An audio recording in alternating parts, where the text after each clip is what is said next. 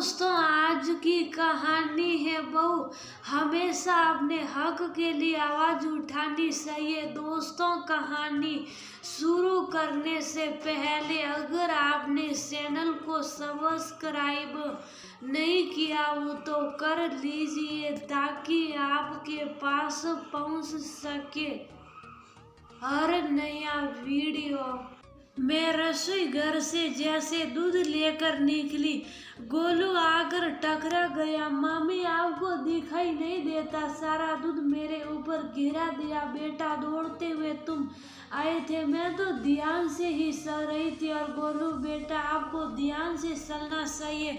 अब देखो दूध गिर गया ना। मम्मी, झूठ बोलना आपका काम है, मेरा नहीं। सब बोलते हैं आप झूठी हो। झूठ बोलकर मामा को फंसा लिया। गोलू, रीमा जोर से बोली। आवाज सुनकर सासू माँ हाजिर हो गई। क्या हुआ? क्यों मेरे नाती पर चिल्ला रही हो? मम्मी जी, गोलू बहुत बदतमीज हो गया है, हर बात का जवाब देता है। मेरी बेटी और नाती 2-4 दिन के लिए आते हैं और तुमसे देखा नहीं जाता। छोटे बच्चे पर ऐसे चिल्लाते हैं क्या?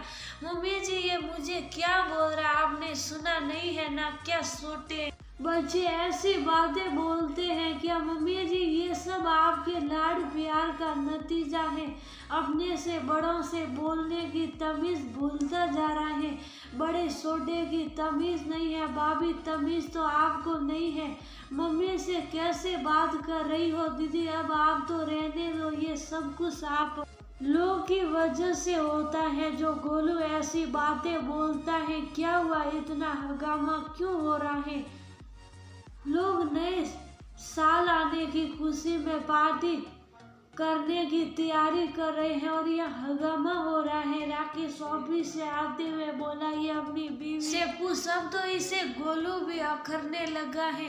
क्या हुआ जो गोलू ने कुछ कह दिया? ये महारानी बच्चे पर चिल्ला रही है। रीमा, गोलू छोटा बच्चा है, उसकी बात का क्या बुरा मानना? राकेश, इस छोटे बच्चे ने क्या बोला है, जरा सुन तो लीजिए। रीमा, छोटी छोटी बातों को खींचने से घर का माहौल खराब होता है।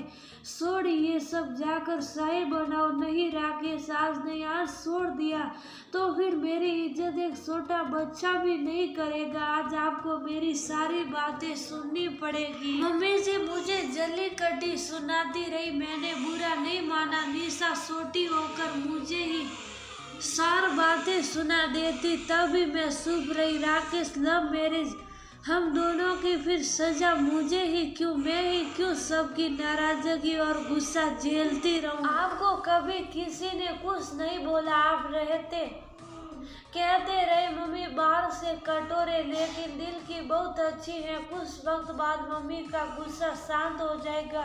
उनकी बातों को दिल से मत लगाओ। मैं भी इस उम्मीद में जीती रही कि एक दिन मम्मी जी मुझे अपनी बहू मान लेगी, पर नहीं। उनके लिए तो मैं काम करने वाली नौकरानी हूँ और उससे ज्यादा कुछ नहीं। कभी मुझे प्यार से बात नहीं करती, कोई नौकरानी से भी ऐसे बात नहीं करता जैसे मम्मी जी मुझसे करती हैं।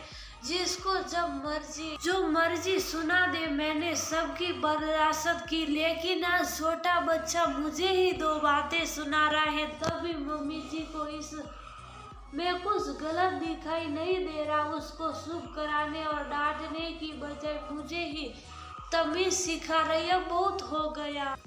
सुना था पलट कर जवाब देना गलत है, पर सुनते रहो तो लोग बोलने की हद भूल जाते हैं। आज देख भी लिया, ये मेरी गलती है। मैं सब सुनती रही, लेकिन अब घर के बच्चे भी बोलने लगे हैं, इसलिए अब से मैं किसी की गलत बात नहीं सहूंगी। फिर कोई न बोले कि बड़ों से जबान लड़ती है। चुप रहने वाली रीमा ने आज अपने मन की सारी भड़ास निकाल दी, जो उसने कई साल से अपने मन में दबा कर रखी थी। प्यार करके शादी करना गुनाह है, तो मैंने इन सालों में इस गुनाह की सजा काट ली है। अब बस और नहीं। वहाँ खड़े सब लोग शर्मिंदा थे। गोलू, जाओ मामी से सॉरी बोलो। सासू माँ बोली, सॉरी मामी। रीमा ने गोलू को गले लगा लिया। रीमा की सास को भी अपनी गलती का एहसास हुआ। बहू मुझे भी माफ कर दे। इस नए साल में मैं तुमसे वादा करती हूँ कि कभी तुम्हारे मन को नहीं दुखाऊंगी और उम्मीद करती हूँ कि आने वाला नया साल बीते साल की कड़वाहट भुलाकर खुशियाँ और रिश्तों की मिठास लेकर आएगा। कहते हुए सासू माँ ने रीमा को गले लगा लिया। बाहर नए साल के जन्म में पटाखे फूट रहे थे। पटाखों की रोशनी ने सास बहू के मन में एक दूसरे के लिए प्यार और विश्वास की लौ जला दी। रीमा ने देखा, जब तक आप दबकर रहोगे लोग आपको दबाएंगे, इसलिए हमेशा गलत को बर्दाश्त ना करें, हमेशा अपने हक के लिए आवाज उठाए। हाँ, हमें बड़ों का जवाब नहीं देना चाहिए, लेकिन जहाँ आप सही हो वहाँ शुभ होकर खुद को दबाए नहीं बल्कि सच का साथ दो। हमेशा हमें अपने आत्मसम्मान का ख्याल रखना चाहिए। अगर हम लोगों की इज्जत करते हैं तो खुद की भी इज्जत करवानी चाहिए।